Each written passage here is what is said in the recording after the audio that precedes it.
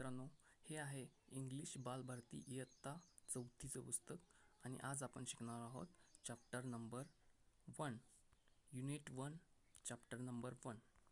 तर चला पाहूयात chapter number 1.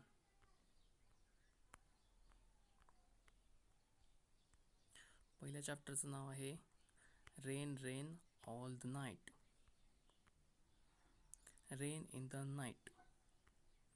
Unit 1, rain in the night. तर तुम्ही पाहू शकता,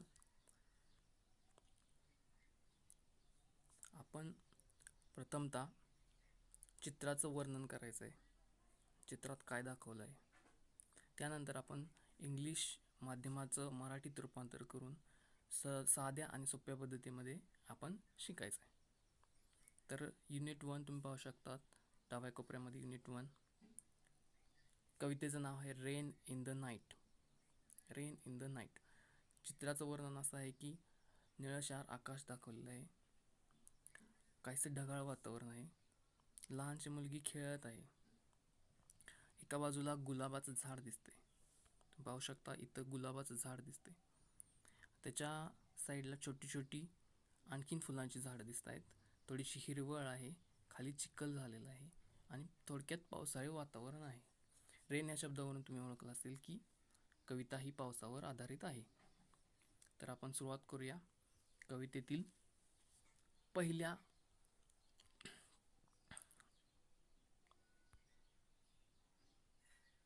तर सुरू करूया आपण. Rain rain raining raining all the night. Raining raining all night long. Raining raining all night long म्हणजे इथं काय दाखवलंय आपल्याला की पाऊस पडतोय, रात्रभर पाऊस पडतोय. तो कसा पडतोय बघा, पुढच्या ओळीत काय लिहिलंय. Sometimes loud sometimes soft just like a song. Sometimes loud sometimes soft just like song. कधी तो खूप जोरदार पाऊस पडतोय, कधी हलकासा पडतोय. कसं वर्णन केलेलं आहे. Sometimes loud sometimes soft just like a song. गाण्याप्रमाणे, गाण्यामध्ये कसे ताल लय ते वाद्य वाजतात तसे जोरदार वाजतात, कधी शांत स्वर ऐकायला येतो तसं. दुसऱ्या कडव्यात सांगितलं आहे there will be rivers in the gutters. There will be rivers in the gutters and lakes along the street.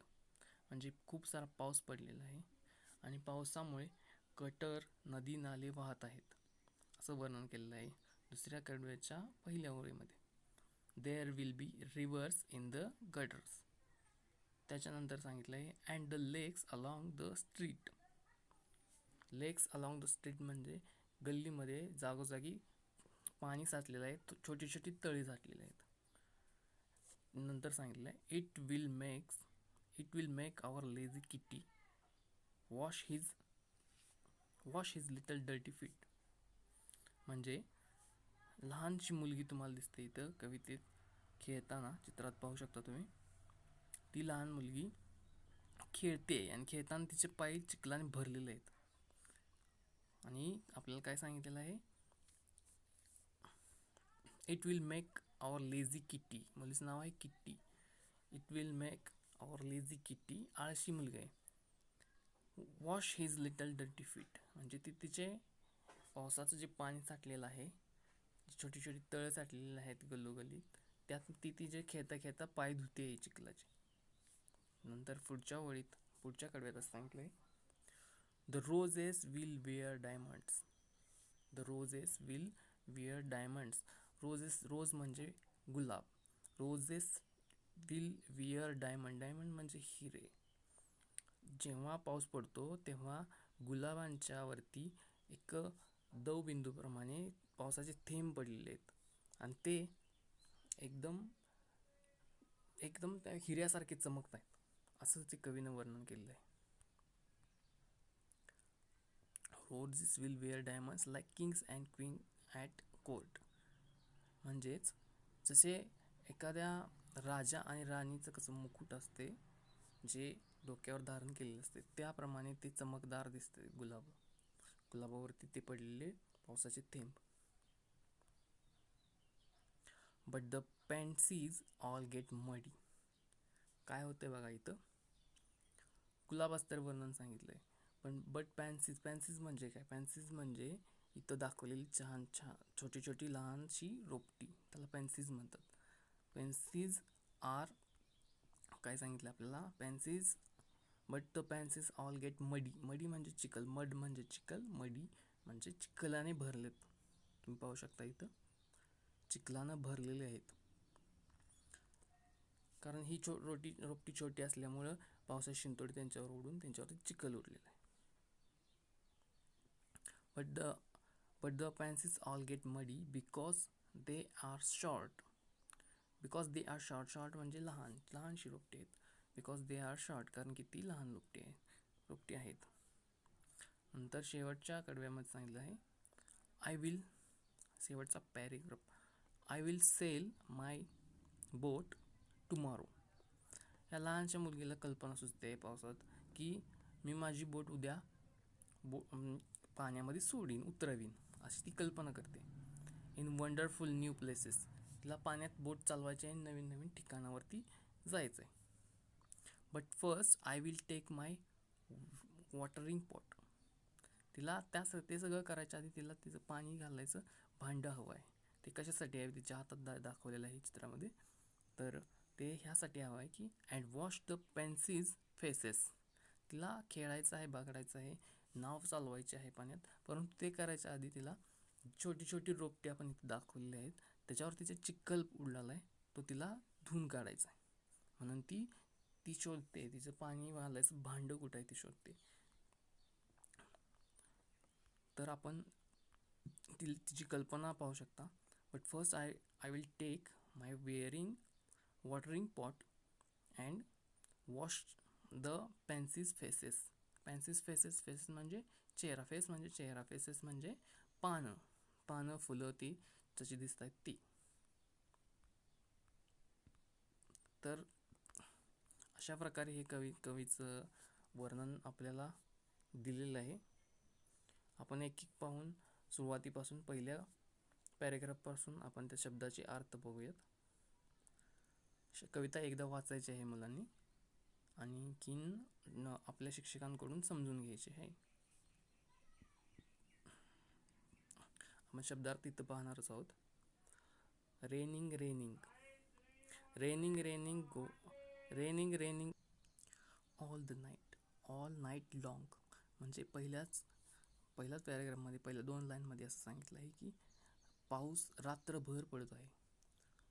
Night म्हणजे रात्र. समटाईम्स लाऊड म्हणजे जोरदार. समटाईम्स कधी कधी. समटाईम्स या शब्दाचा अर्थ आहे कधी कधी. लाऊड म्हणजे जोरदार, मोठ्या आवाजात. समटाईम्स सॉफ्ट म्हणजे शांत पाऊस पडतोय. जस्ट लाईक अ सॉन्ग, जसं की एखादं गाणं आहे, असं वर्णन कवीनं केलेलं आहे. देअर विल बी रिव्हर्स म्हणजे नदी नाले. रिव्हर म्हणजे नदी, रिव्हर्स नदी नाले ओघळ, असं आपण वर्णन करू शकतो. इन द गटर्स म्हणजे नदी नाले गटर, यातून पाणी वाहत चाललंय. अँड लेक म्हणजे तळं. दुसऱ्या पॅरेग्राफमध्ये दुसऱ्या ओळीत दुसरा शब्द आहे लेक्स म्हणजे तळं. लेक्स अलॉंग द स्ट्रीट या शब्दाचा अर्थ आहे गल्ली. स्ट्रीट म्हणजे गल्ली, रस्ता, आपण जिथून रहदारी चालते तो मार्ग, जिथून आपण गावातून बाहेर पडतो किंवा आपण आपली गल्ली थोडक्यात. Along the street it will make our lazy Kitty. It will make our lazy या शब्दाचा आहे आळशी मुलगी आहे.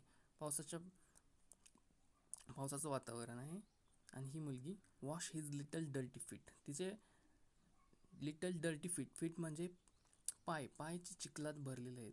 ती त्या साठलेल्या थोड्या पाणी साठलेलं आहे, त्यामध्ये ती आपले पाय धुते. तिसरा पॅरेग्राफ पहा. The roses will wear diamonds. Rose म्हणजे गुलाब. रोजेस हे अनेकवचनी शब्द आहे. रोजेस म्हणजे गुलाब, खूप सारे गुलाब. विल विअर म्हणजे धारण करणे, डोक्यात धारण करणे किंवा एखादं आपण म्हणतो वियर म्हणजे कपडे, आपण कसं म्हणतो की शर्ट घालणे, तसं धारण करणे. वियर डायमंड्स, कसे एखादी डायमंड रिंग किंवा डायमंडचा आपलं मुकुट असतो जे राजाला राणीला, त्या प्रकारे वियर करणे म्हणजे धारण करणे. डायमंड्स, डायमंड्स म्हणजे हिरे. लाईक किंग्स अँड क्वीन्स, जसे की राजा आणि राणीची कसा मुकुट असतो तसं ते वर्णन केलेलं आहे. ॲट कोर्ट म्हणजे राजा आणि राणीचं कसा राजमहालामध्ये एक एक हे असतं ना त्यांना, एक प्रतिष्ठा किंवा हे, तसं ते सजलेले आहेत असं असं वर्णन केलं आहे. बट द पेन्सीज ऑल गेट मडी, म्हणजे एका बाजूला गुलाबावरती पाणी पडलेलं आहे, गुलाबाचं इतकं छान वर्णन केलं आहे. पण बघा त्या लहानशा मुलगीला काय कल्पना येते की एका बाजूला ती गुलाब स्वतः राजा राणीसारखे सजलेत, पण लहान छोटीशी रोपटे आहेत त्यांच्यावरती जर चिखल पडलाय, because they are so short, कारण ती खूपच लहान आहेत. बघा त्या मुलगीला काय विचार पडलाय की गुलाबाला एवढं देखणं रूप आले, पण ती रोपटी छोटीशी असल्यामुळं त्याच्यावरती पाणी पडले, पण ती तिला खेळायचं पण इच्छा आहे, पण ती आधी पाणी साफ करायची इच्छा आहे तिला. बघा, आय विल सेल, पेन्सिसचा अर्थ लिहून घ्या. पेन्सिस म्हणजे लहान रोपटे. ऑल गेट मडी, मडी मीन्स चिखल, मड म्हणजे चिखल, मड म्हणजे शब्दशः अर्थ चिखल आहे. मडी म्हणजे चिखलाने भरलेलं. Because they are so short, कारण ते शॉर्ट म्हणजे लहान. Because they are so short. चौथा पॅरेग्राफ पहा. I will sail my boat tomorrow. Sail म्हणजे चालवणे. आय विल शब्द लिहिण्याचा पद्धत आहे apostrophic double L. I will sail, sail म्हणजे चालवणे. My boat tomorrow, my boat tomorrow, tomorrow म्हणजे उद्या. माझी मी बोट चालवायची आहे पण ती मी उद्या चालवेल. In wonderful new places, wonderful म्हणजे खूप सारा सुंदरता. वंडरफुल म्हणजे ती निसर्गरम्य परिसर. न्यू प्लेसेस म्हणजे नवीन नवीन जागा ज्या आहेत तिकडे त्याला बोट चालवायची आहे, पण ते काम मी उद्या करेल. पहिलं मी असं काम केलं अशी कवित्री म्हणते. बट फर्स्ट, कवितेतली मुलगी म्हणते कवितेतली की but first I will take my watering pot, म्हणजे पहिल्यांदा मला हे पाणी घालायचं भांडं जे आहे ते मला घ्यायचं आहे. आणि काय करायचं आहे, and wash the pencils faces. हे जी छोटी छोटी लहानशी रोपटे आहेत त्यांच्यावरती चिखल पडलेलं तुम्ही पाहू शकता, ते त्याला वॉश करायचं आहे. तिची कल्पना करते की ही गुलाबाची झाडं कशी नटून थटून बसलेत, पण ह्यांच्यावरती तर चिखल उडाला आहे, तर तिला चिखल धुवून काढायचं आहे, अशी ही कल्पना करते मुलगी. आपल्या कवित्रीचं नाव आहे एमिलिया जोसेफिन बर, असं कवियत्रीचं नाव आहे. आणि पेन्सिसचा अर्थ तुम्ही लिहून घेतला असेल, छोटी रोपटी. फेसेस म्हणजे चेहरे, फेसेस चेहरे. वॉटरिंग पॉट म्हणजे वॉटरिंग पॉटचा अर्थ आहे पाणी घालायचं भांडं, झारा तो असतो तो. अशा पद्धतीनं आपण शब्दशः सर्व अर्थ पाहिलेला आहे. ह्याच्या खालच्या लाईनला पण आपल्याला माहिती दिलेली आहे बघा मित्रांनो. Gutters, channels at the edge of a street that carry off water. Gutters म्हणजे असे काही आपल्या गटर तर सर्वांनाच माहिती आहे, पाणी प्रवाहित करायच्यासाठी एका दिशेने प्रवाहाने यासाठी केलेल्या पन्हाळ म्हणे एक प्रकारची नाला. Pansies, small plants or their flowers, मी आत्ताच सांगितलं.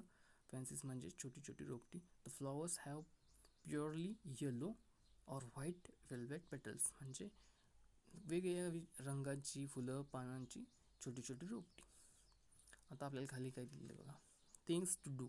थिंग्स टू म्हणजे आपल्याला काही गोष्टी करायच्या आहेत त्या सांगितल्यात, आपला अभ्यास दिलेला आहे. एक नंबरला दिलेलं आहे. Number 1, answer the following questions. खालील प्रश्नांची उत्तर द्या. A, how long has it been raining. How long has it been raining ह्या क्वेश्चनचा पहिला अर्थ समजून घ्या. हाऊ लॉंग किती वेळ, how long has been raining किती वेळ पाऊस पडला, पाऊस किती वेळ पडला, तुम्हीच उत्तर सांगायचं आहे. How long has it been raining. नंतर काय, what effect will the rain have on the following. What effect will the rain have on the following, म्हणजे पावसाचा खालील गोष्टींवरती काय काय परिणाम झाला आहे. त्या काही गोष्टी आहेत बघा, किट्टी, रोजेस आणि पेन्सिल्स. किट्टी म्हणजे कवितेत दाखवलेली लहान मुलगी, तिचं नाव किट्टी आहे, तिच्यावर काय फरक पडला, काय परिणाम झाला पावसाचा, पावसात तिला काय काय करू वाटते. रोजेस, फुलांवरती काय परिणाम झाला. पेन्सिल्सवरती काय झालं. तर आपण क्रमशः बघणार आहोत. किट्टी तर पाऊस पडल्यानंतर चिखलातल्या पाण्यात आपले पाय धुते.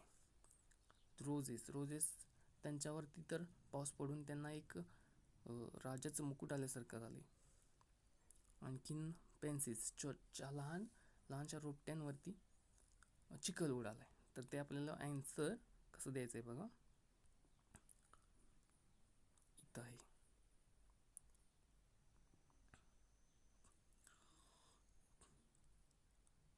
Lazy kitty wash his little dirty feet.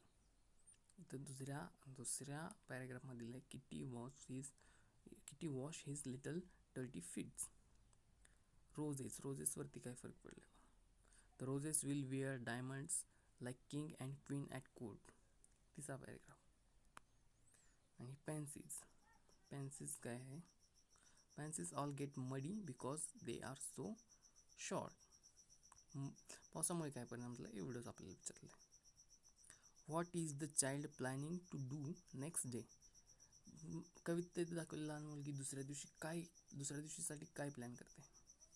तर ती प्लॅन करते आहे दुसऱ्या दिवशी बघा, I will sail my boat tomorrow म्हणजे दुसऱ्या दिवशी तिला पाण्यामध्ये तिची नाव चालवायची आहे, तिला पाण्यामध्ये, आणि नवीन ठिकाणी पाहायला जायचं आहे. ही 2 सांगितलेलं आहे. हे सगळं शेवटच्या पॅराग्राफमध्ये आहे. डिस्क्राईब 2 नंबरचं बघा, 2 नंबरचा question. Describe in the 3 to 5 lines what happens when it rains in your surrounding. तुमच्या आसपासच्या परिसरात पाऊस पडतो तेव्हा तुम्ही काय करता. तर 3 ते 5 लाईनमध्ये तुम्हाला उत्तर द्यायचं आहे की तुम्ही काय करता. खेळता, बोट सोडता किंवा आणखी काय मजा मस्ती करता, हे तुमच्या नोटबुकमध्ये लिहायचं आहे. तर अशा पद्धतीनं आपण पाहिलेलं आहे रेन इन द नाईट. प्रथमतः आपण कविता मुलांनी वाचून घ्यायची आहे, शिक्षकांकडून त्याचा अर्थ समजून घ्यायचा आहे. मी सांगितलेल्या गोष्टी लक्षात ठेवायच्या आहेत. शब्दशः अर्थ सांगितलेले ते लिहून घेतले तरी चालतील.